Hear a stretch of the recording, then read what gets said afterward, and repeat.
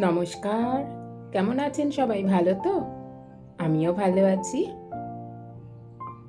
আজকে আবার আমার সংসারের রান্না নিয়ে আপনাদের সামনে উপস্থিত। আজকে না রান্না করতে সেরকম ইচ্ছেই করছিল না। কি করি তাই ভাবলাম একটা ওয়ান পট মিল বানিয়ে ফেলি। খুব সহজেই কিন্তু তাড়াতাড়ি হয়ে গেল, আর খেতে হয়েছিল দুর্দান্ত। আপনারা চাইলে এরকম ওয়ান পট মিল অবশ্যই বাড়িতে বানিয়ে খাবেন। আমার কাছে একটু বোনলেস চিকেন ছিল। চিকেনটাতে একটু ভিনিগার, সোয়া সস, অল্প একটু নুন মাখিয়ে জাস্ট 10 মিনিট রেখে দিয়েছিলাম। 8-10টা রসুন নিয়ে নিয়েছি, একটু থেতো করে নিচ্ছি। 2-3 কোয়া আদাটাও আমি থেতোই করে নিয়েছি। আমি এখানে কোনো কিছুই পেস্ট কিন্তু ব্যবহার করিনি।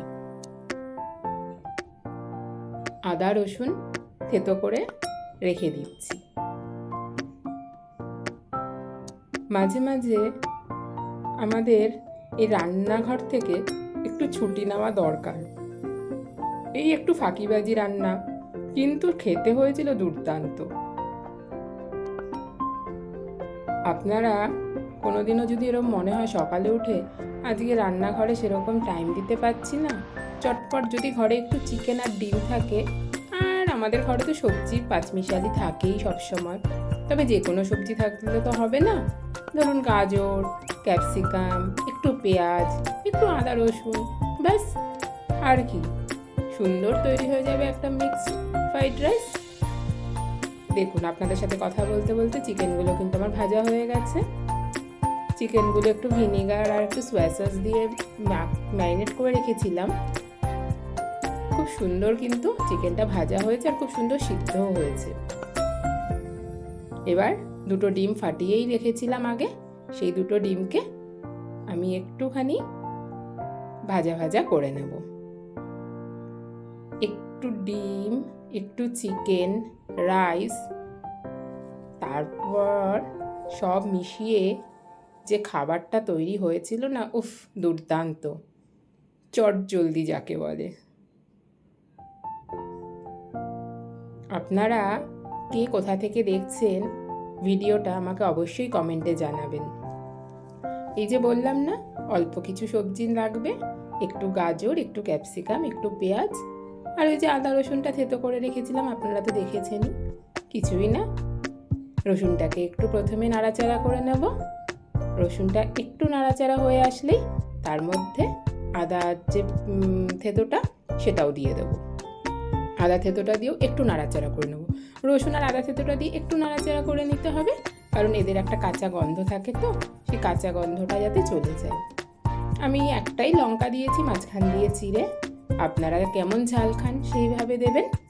এখানে 3টে বড় সাইজের পেঁয়াজ কেটে নিয়েছিলাম। খুব বেশি ফাইন চপ কিন্তু আমি করিনি, মোটামুটি একটু কেটেছি।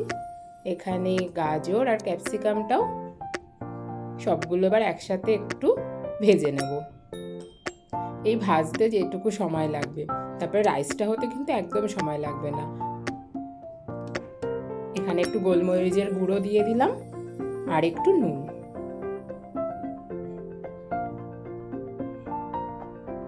মিক্সড ফ্রাইড রাইস হতে যেমন কম সময় লাগে, খেতে সেরকম হয় মুখরোচক, যার জন্য মিক্সড ফ্রাইড রাইস বা মিক্সড নুডলস এগুলো আমার খুব ফেভারিট। দেখুন, আমার সবজিগুলো বললাম না খুব বেশিক্ষণ লাগবে না ভাজতে, ভাজা হয়েই গেছে। এবার ওই যে চিকেন আর এগটা ভাজা করে রেখেছিলাম সেটা দিয়ে দিলাম, দিয়ে এবার একটু নাড়াচাড়া। রান্না প্রায় 80% কমপ্লিট। আমি ভাত করেই রেখেছিলাম, ভাতটা একটু আগে করে রেখেছি, কারণ ভাতটা যদি ঠান্ডা হয়ে যায় তাহলে রাইসটা ঝরঝরে হয়। এখানে একটা বড় পাত্র নিয়ে নিয়েছি, যার মধ্যে একটু তেল গরম করেছি। আমি একটু চাইনিজ ফ্রাইড রাইসের মতোই করছি, তাই এর মধ্যে কিন্তু আমি গরম মশলা কিচ্ছু ব্যবহার করিনি। ভাতের মধ্যে নুন দিলাম, একটু চিনি দিলাম, একটা লঙ্কা কুচি করে কেটে রেখেছি, লঙ্কাটা দিয়ে দিলাম। চিনি আর নুনটা একটু ভাতের সাথে মিশে যাক, একটু ভাতের সাথে মাখা মাখা হয়ে গেলেই 1 চামচ সোয়া সস দিয়ে দিচ্ছি, আর দেব 1 চামচ গরম। এবার আমি সয়া সসটাকে ভালো করে ভাতের সাথে মিশিয়ে নিচ্ছি। আর কি, হয়েই গেল। ভাজাটা দিয়ে দিলাম সমস্ত সবজির সাথে, মাংস আর ডিমটা। ওইটা ভাতটাকে ভালো করে নাড়াচাড়া করে নিয়েছি। এদিকে একটুখানি রায়তা বানিয়ে নিচ্ছি।